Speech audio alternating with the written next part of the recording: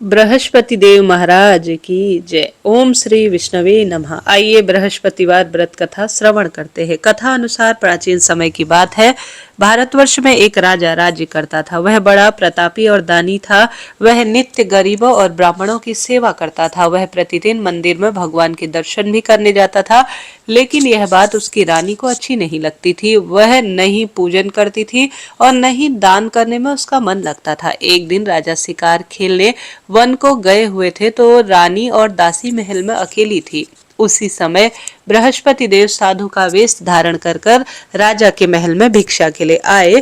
भिक्षा मांगी तो रानी ने भिक्षा देने से मना कर दिया। रानी ने कहा कि साधु महाराज, अभी तो मैं दान पुण्य से खूब तंग आ गई हूँ। इस कार्य के लिए मेरे पतिदेव ही बहुत है। अब आप ऐसा करें कि सारा धन नष्ट हो जाए और मैं आराम से रह सकूं। साधु ने कहा, देवी तुम तो बड़ी अजीब हो। धन और संतान से कौन दुखी होता है? इसकी तो सभी कामना करते हैं। पापी भी पुत्र और धन की इच्छा रखते हैं। अगर तुम्हारे पास अधिक धन है तो भूखे प्यासों को भोजन कराओ, प्याऊ लगाओ, ब्राह्मणों को दान दे और कुआं, तालाब, बावड़ी, बाग बगीचे आदि का निर्माण कराओ। मंदिर, पाठशाला, धर्मशाला बनवा कर दो। निर्धनों को और कुंवारी कन्याओं को जो है दान पुण्य करो। कुंवारी कन्याओं का विवाह कराओ। साथ ही यज्ञ आदि कर्म करो। अपने धन को शुभ काम में खर्च करो। ऐसा करने से तुम्हारा नाम परलोक में सार्थक होगा एवं स्वर्ग की प्राप्ति होगी। लेकिन रानी पर उपदेश का कोई प्रभाव नहीं पड़ा। वह बोली, महाराज, मुझे ऐसे धन की आवश्यकता नहीं है जिसे मैं अन्य लोगों को दूं। सबको इसको रखने में और संभालने में भी मेरा समय बहुत बर्बाद हो जाता है। अब आप कृपा कर कर ऐसा करें कि सारा धन नष्ट हो जाए और मैं आराम से रह सकूं। साधु ने उत्तर दिया, यदि तुम्हारी ऐसी ही इच्छा है तो जैसा मैं बताता हूँ वैसा ही तुम करना। बृहस्पतिवार को घर को गोबर से लीपना, अपने केसों को पीली मिट्टी से धोना, राजा से कहना कि बृहस्पतिवार को दाढ़ी बनाए, भोजन में मांस, मदिरा खाना और कपड़ा धोबी से धुलवाना डाले। साथ ही ऐसा करने से 7 बृहस्पतिवार में ही तुम्हारा धन नष्ट हो जाएगा। ऐसा कहकर साधु महाराज अंतर ध्यान हो गए। इसके बाद रानी ने भी वही किया जो साधु ने बताया। 3 बृहस्पतिवार बीते ही थे कि उसका समस्त धन संपत्ति नष्ट हो गई और भोजन के लिए राजा रानी तरसने लगे। जब एक दिन राजा ने रानी से कहा कि यहाँ रहूंगा तो मुझे कोई नौकरी नहीं मिलेगी। दूसरे देश में नौकरी चाकरी के लिए जाता हूँ क्योंकि यहाँ पर मुझे सभी लोग जानते हैं, इसलिए कोई यहाँ कार्य नहीं कर सकता। देश चोरी परदेश भीख बराबर है। ऐसा कहकर राजा परदेश चला गया। वहां जंगल को जाता और लकड़ी काट कर लाता और शहर में बेचता। इस तरह जीवन यापन करने लगा।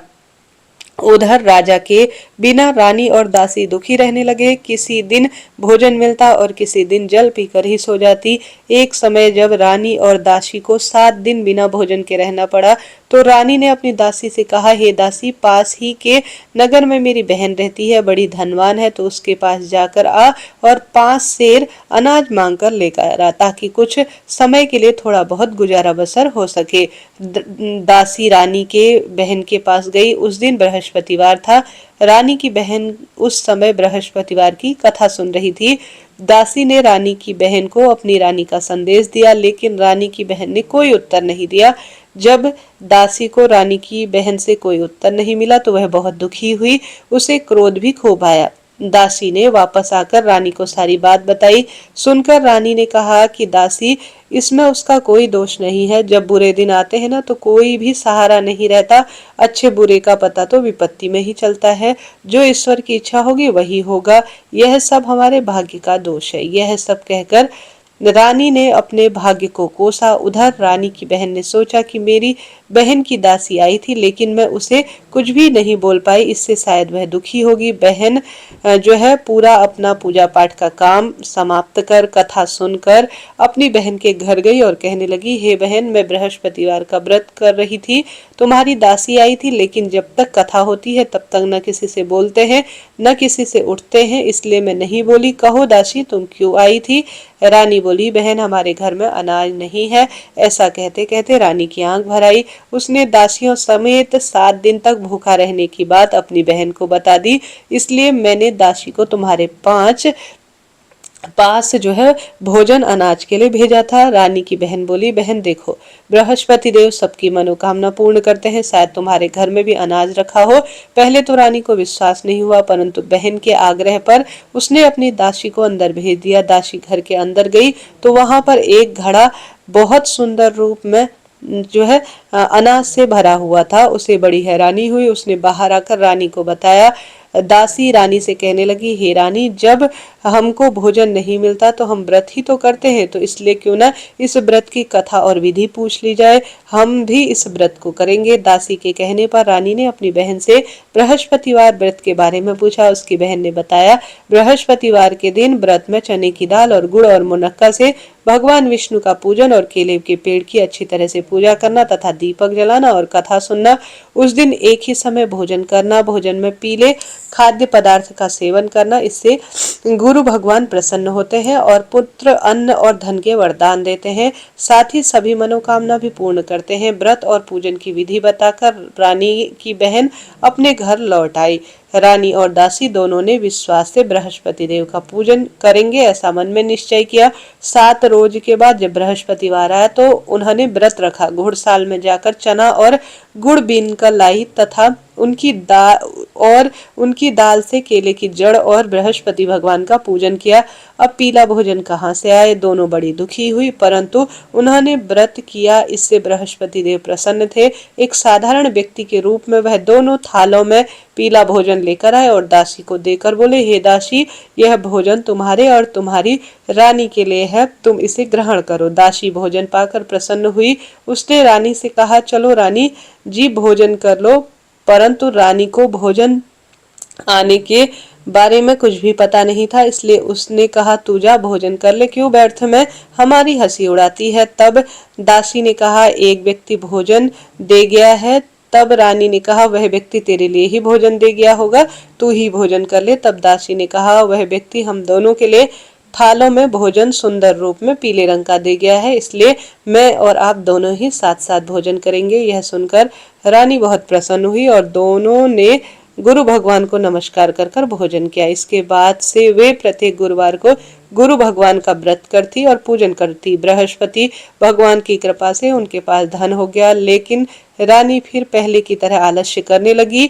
जब दासी बोली, देखो रानी, तुम पहले भी ऐसे आलस्य करती थी, तुम्हें धन रखने में कष्ट होता था, इस कारण सभी धन नष्ट हो गया। अब गुरु भगवान की कृपा से धन मिला है तो फिर तुम्हें आलस आ रहा है। बड़ी मुसीबत के बाद हमने यह धन पाया है, इसलिए हमें दान पुण्य करना चाहिए। अब तुम भूखे मनुष्यों को भोजन कराओ, प्याऊ लगवाओ, ब्राह्मणों को दान दो, कुआ बावड़ी, तालाब और बाग बगीचे आदि का निर्माण कराओ, मंदिर, पाठशाला और धर्मशाला बनवा कर दो, निर्धनों की कुंवारी कन्याओं का विवाह कराओ, साथ ही यज्ञ आदि के कर्म करो। अपने जो है धन को शुभ काम में खर्च करो, जिससे तुम्हारे कुल का यश बढ़े और स्वर्ग की प्राप्ति हो और पितृ भी प्रसन्न हो। दासी की बात सुनकर रानी शुभ कर्म करने लगी, उसका यश फैल गया। एक दिन रानी और दासी आपस में विचार करने लगी कि न जाने राजा किस दशा में होंगे, उनकी कोई खोज खबर भी नहीं है। उन्होंने श्रद्धा पूर्वक बृहस्पति भगवान से प्रार्थना की कि राजा कहीं भी हो शीघ्र वापस आए। उसी रात्रि को बृहस्पति देव ने राजा को स्वप्न में दर्शन दिए, कहा, हे राजा उठो, तुम्हारी रानी तुम्हें याद कर रही है, अपने देश की ओर लौट जाओ। राजा प्रातःकाल उठा और जंगल से लकड़ी काटने के लिए जंगल की ओर चल पड़ा। जंगल में गुजरते हुए विचार आया कि रानी की गलती से उसको कितने दुख भोगने पड़े, राजपाट छोड़कर जंगल में आकर जो है रहना पड़ा, जंगल से लकड़ी काटकर शहर में बेचकर गुजारा करना पड़ा और अपनी दशा को याद कर कर वह व्याकुल होने लगा। उसी समय राजा के पास बृहस्पति देव साधु के वेश में आए और बोले, लकड़हारे, तुम इस सुनसान जंगल में किस चिंता में बैठे हो, मुझे बताओ। यह सुनकर राजा ने नेत्रों में आंसू भर लिए। साधु की वंदना कर राजा ने अपनी संपूर्ण कहानी सुना दी। महात्मा दयालु होते हैं। वे राजा से बोले, हे राजा, तुम्हारी पत्नी ने बृहस्पति देव की प्रति खूब जो है अपराध किया है, जिसके कारण तुम्हारी यह दशा हुई। अब तुम चिंता मत करो, भगवान तुम्हें पहले से अधिक धन देंगे। देखो, तुम्हारी पत्नी ने बृहस्पतिवार का व्रत शुरू कर दिया है, अब तुम भी बृहस्पतिवार के दिन चने और गुड़ का दाल और मुनक्का से जो है सुंदर रूप में भगवान विष्णु का पूजन करो। पेड़ की जड़ का पूजन करो, दीपक जलाकर कथा सुनो। उस दिन एक ही समय भोजन करना, लेकिन भोजन में पीले पदार्थ का सेवन जरूर करना। भगवान तुम्हारी सब कामना पूर्ण करेंगे। साधु की बात सुनकर राजा बोला, हे प्रभु, लकड़ी बेचकर तो इतना पैसा नहीं बचता जिससे भोजन के उपरांत कुछ बचा सकूं। मैंने रात्रि में अपनी रानी को व्याकुल देखा है, परंतु मेरे पास कोई साधन नहीं है जिससे उसकी खोज खबर मैं ले सकूं। फिर भी मैं आपसे पूछता हूँ, कौन सी कहानी सुनूं, यह भी मुझको मालूम नहीं है। साधु ने कहा, राजा, मन में बृहस्पति भगवान के व्रत का निश्चय करो, वह स्वयं तुम्हारे लिए कोई राह बना देंगे। बृहस्पतिवार के दिन तुम रोजाना की तरह लकड़ियां लेकर शहर में जाना। तुम्हें रोज से दुगना धन मिलेगा, जिससे तुम भली भांति भोजन कर लाओ तथा बृहस्पति देव की पूजा का सामान भी इससे आ जाएगा। राजा ने ऐसा ही किया और उनको मनवांछित फल की प्राप्ति हो गई। इस प्रकार जो भी यह कथा सुनता है उसकी सब मनोकामना तुरंत पूर्ण हो जाती है। इसके पश्चात राजा बृहस्पति देव की आज्ञा अनुसार अपने नगर की ओर चल दिया। राजा जब अपने नगर के निकट पहुंचा तो उसे बड़ा आश्चर्य हुआ। नगर में पहले से अधिक बाग, तालाब, कुएं और बहुत सुंदर धर्मशाला इत्यादि मंदिर बने हुए थे। राजा ने पूछा, यह किसका बाग और धर्मशाला है? तब नगर के लोगों ने कहा, यह सब रानी और बांदी के हैं। तो राजा को बड़ा आश्चर्य हुआ और गुस्सा भी आया। जब रानी ने यह खबर सुनी कि राजा आ रहे हैं तो उन्होंने बांदी से कहा, हे दासी, देख, राजा हमको पहले कितनी बुरी अवस्था में छोड़कर गए थे। हमारी ऐसी हालत देखकर कहीं वह लौट ना जाए, इसलिए तो दरवाजे पर खड़ी हो जा। आज्ञा अनुसार दासी दरवाजे पर खड़ी हो गई। राजा आए तो उन्हें अपने साथ अंदर ले आई। तब राजा ने क्रोध करके अपनी रानी से पूछा, यह धन तुम्हें कैसे प्राप्त हुआ? तब उन्होंने कहा, हमें यह सब धन बृहस्पति देव के व्रत के प्रभाव से प्राप्त हुआ। राजा ने निश्चय कर लिया अब तो कि रोज 7 दिन जो है वह नियम से बृहस्पति देव भगवान का पूजन करते, परंतु वह एक नियम से अद्भुत रूप में पूजन करते।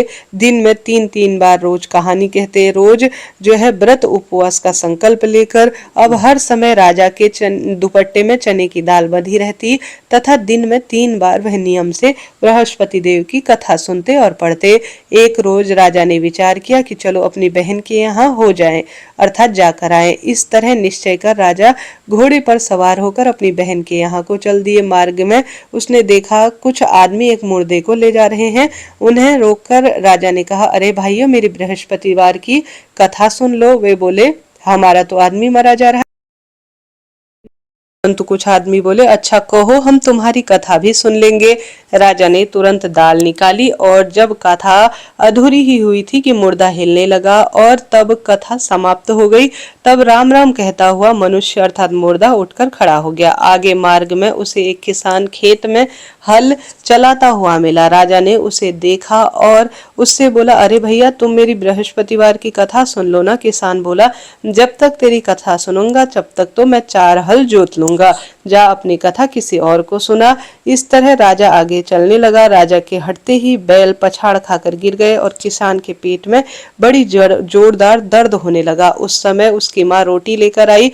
उसने जब देखा तो अपने पुत्र की इस हाल के लिए पूछा तो बुढ़िया माई दौड़ी दौड़ी उस घुड़सवार के पास गई और माफी मांगने लगी और बोली कि बेटा, अपनी कथा मुझे सुना दे, चल मेरे खेत में चलकर अपनी कथा बता। राजा ने बुढ़िया के खेत पर जाकर कथा कही, जिसको सुनते ही उसके बैल खड़े हो गए और किसान के पेट का दर्द बंद हो गया। राजा अपनी बहन के घर पहुंचा। बहन ने भाई की खूब मेहमान नवाजी की। दूसरे दिन प्रातःकाल राजा जगा तो वह देखता है कि सब लोग भोजन कर रहे हैं। राजा ने अपनी बहन से कहा, ऐसा कोई मनुष्य है जिसने भोजन नहीं किया है? मेरी बृहस्पतिवार की कथा सुन ले। बहन बोली, भैया, यह देश तो ऐसा है कि पहले यहाँ भोजन करते हैं, बाद में कोई अन्य काम जो है फिर भी मैं पड़ोस में देख आऊंगी। ऐसा कहकर चली गई, परंतु कोई भी व्यक्ति ऐसा नहीं मिला जिसने भोजन नहीं किया हो। अतः वह एक कुम्हार के घर में गई जिसमें लड़का उसका बहुत बीमार था। उसे मालूम हुआ कि वहां 3-4 दिन से किसी ने भोजन नहीं किया है। रानी ने अपने भाई से कहा, वहां जो है कथा तुम्हारी सुनने के लिए कोई ना कोई तैयार हो जाएगा। तो चने की दाल लेकर राजा उनके घर गया। राजा ने वहां जाकर बृहस्पतिवार की कथा कही, जिसको सुनकर उसका लड़का तुरंत ठीक हो गया। अब तो राजा की प्रशंसा तरफ हर लोग करने लगे। एक रोज राजा ने अपनी बहन से कहा कि बहन, अब हम दोनों चल हमारे घर चलते हैं, तुम भी तैयार हो जाओ। राजा की बहन ने अपनी सास से कहा। सास ने कहा, हाँ चली जा, परंतु अपने लड़के को मत ले जाना, क्योंकि तेरे भाई के अभी कोई औलाद नहीं है। बहन ने अपने भैया से कहा कि भैया, मैं तो चलूंगी पर बालक नहीं जाएगा। राजा बोला, जब बालक नहीं जाएगा तो तू क्या करेगी चलकर। बड़े भारी मन से राजा अपने नगर की ओर लौट आए। राजा ने अपनी रानी से कहा, हम निर्वंशी हैं, हमारा मुंह देखने का कोई धर्म नहीं है, और कुछ भी भोजन नहीं किया और खूब उदास हो गया। रानी बोली, हे प्रभु, बृहस्पति देव ने हमें सब कुछ दिया है, हमें औलाद भी अवश्य देंगे। उसी रात को बृहस्पति देव ने राजा को स्वप्न में कहा, हे राजा, उठ, सभी सोच त्याग दे, तेरी रानी गर्भ से है। राजा की यह बात सुनकर बड़ी उसे खुशी हुई। 9वें महीने उसके गर्भ से एक सुंदर पुत्र प्राप्त हुआ। तब राजा बोला, हे रानी, स्त्री बिना भोजन के रह सकती, परंतु बिना कहे कोई भी बात रह नहीं सकती। जब मेरी बहन आए तो तुम उसे कुछ भी मत कहना। रानी ने सुनकर हाँ भर दी। जब राजा की बहन ने यह समाचार सुना तो वह खुशी से दौड़ी दौड़ी बधाई लेने के लिए आई और अपने भाई के यहाँ आकर बोली। तभी रानी तुरंत जो है चिढ़कर कहने लगी, घोड़ा चढ़कर तो नहीं आई, गधा चढ़कर आई है शायद। राजा की बहन बोली, भाभी, मैं इस प्रकार नहीं कहती ना, तो तुम्हें आज पुत्र औलाद रूप में नहीं मिलती। बृहस्पति देव ऐसे हैं, जैसे जिसके मन में जो कामना है सभी की मनोकामना तुरंत पूर्ण करते हैं। जो सद्भावना पूर्वक बृहस्पतिवार का व्रत करता है, कथा पढ़ता है और सुनता सुनाता है, दूसरों को भी श्रेष्ठ रूप में इसका ज्ञान देता है, बृहस्पति देव उसके सब मनोकामना पूर्ण करना। बोलिए बृहस्पति देव भगवान की जय। हे बृहस्पति देव भगवान, जैसे आपने राजा रानी और उनकी कथा का गुणगान किया, सभी की इच्छा पूर्ण करी, सभी को सुंदर रूप में उनकी मनोकामना पूर्ण करना। बोलिए बृहस्पति देव भगवान की जय। जय जय श्री राधे श्याम।